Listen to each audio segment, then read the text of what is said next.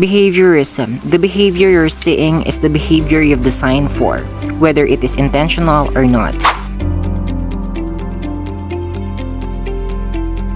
What is behaviorism? This theory implies that the learner responds to environmental stimuli without his or her mental state being a factor in the learner's behavior. Individuals learn to behave through conditioning. There are two types of conditioning: the operant and classical. Operant conditioning. Learner is able to make a connection with the consequences associated with his or her behavior through positive and negative reinforcement and punishment. Positive reinforcement, offering a rewarding factor to increase a response. Example, words of encouragement or physical rewards. Operant conditioning, negative reinforcement, relinquishing a negative factor to increase a response.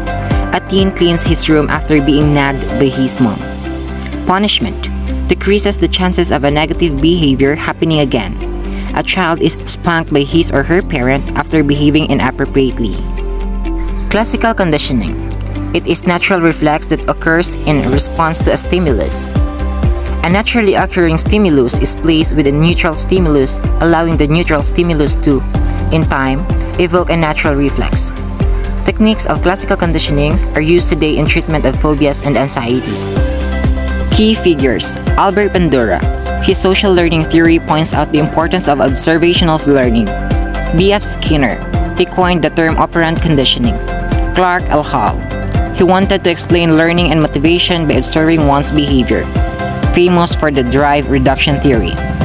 Ivan Pavlov discovered classical conditioning. John B. Watson, he known as the father of behaviorism. Ivan Pavlov. He researched the physiology of digestion in mammals. This research led to his interest in conditioned reflexes. He discovered classical conditioning. Pavlov's dogs is a well-known experiment in which Pavlov used classical conditioning. Ivan Pavlov trained the dog to salivate when they heard a bell after he associated the sound of the bell with the dogs being fed. He awarded the Nobel Prize in Physiology or Medicine in 1904. Classroom implications. What the teacher does under this theory. A teacher uses behaviorism to manage his or her classroom. Teacher could use operant conditioning to reward or punish his or her student. For example, when a student does well on tests, the teacher could use candy as an incentive to continue do well on the tests, and that is positive reinforcement. Whenever a student misbehaves, the teacher may prevent the student from going outside during recess, and that is punishment. Classroom implications. What do students do under this theory? Under this theory, a student learns what behaviors are or are not appropriate. A student received a bad behavior mark or talking during class. The bad behavior mark or punishment will teach the student that talking while the teacher is talking is not an appropriate behavior. A student could also be classically conditioned to behave a certain way in a classroom. If students realize that they always have pop quizzes when their teacher is carrying an orange-colored folder, they will learn to prepare for a pop quiz at that side, the orange-colored folder, even if there is not pop quiz. My classroom. I would use this theory in my classroom for classroom management purposes, providing positive reinforcement to reward appropriate behavior, and punishments to demean inappropriate behavior will allow students to become familiar with my classroom expectations. As positive reinforcement, I would reward my students with Kelly dollars when he or she got A's on tests or asked a thought-provoking questions. Kelly dollars could be exchanged for bonus points, candy, or a free homework grade if a student miss a homework or assignment. Additionally, negative reinforcement could be used to help students behave according to my expectations. If a student has trouble completing assignments on time, I would continually call home and remind the student that his or her grade is getting lower and lower to do the amount of the late work he or she turns in. If the student wants their grade to go up and for me to stop calling home, he or she will begin to complete assignments on time.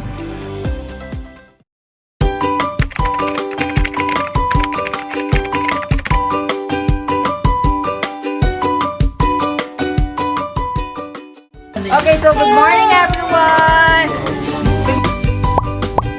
Good morning everyone who wants this toy!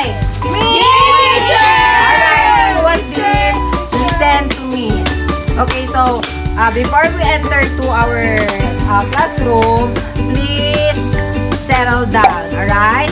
Okay, so, Miss Milpa, settle down. Come here. So, please proceed to our room now, to your designated chair, alright? Yes. Alright, so please, let's start with Adelpha.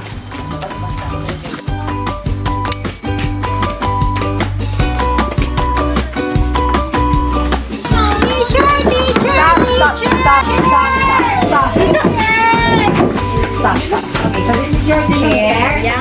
Thank you, teacher. And room.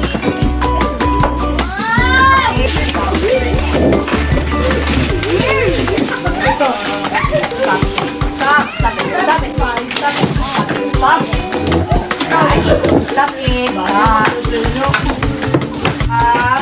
This one. What is this? I mean this.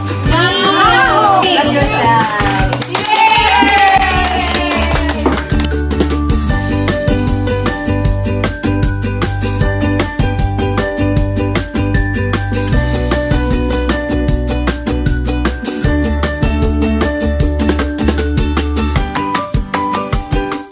Okay, so what is this? Stand up, please, Delpha. No, very good. I will give you a perfect emoji here. One.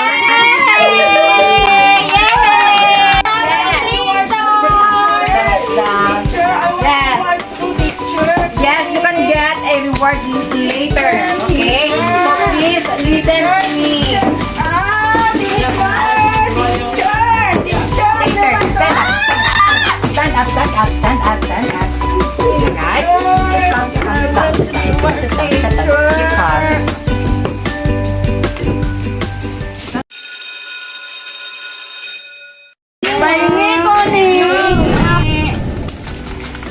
Thank you.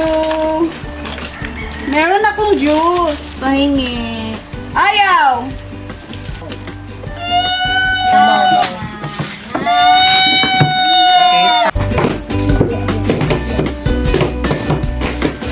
Where's it gonna stop? Go back to your chair, Miss. Go back to your chair. I wanna give this to you. Come down. Come down, Masita, you want? Go back.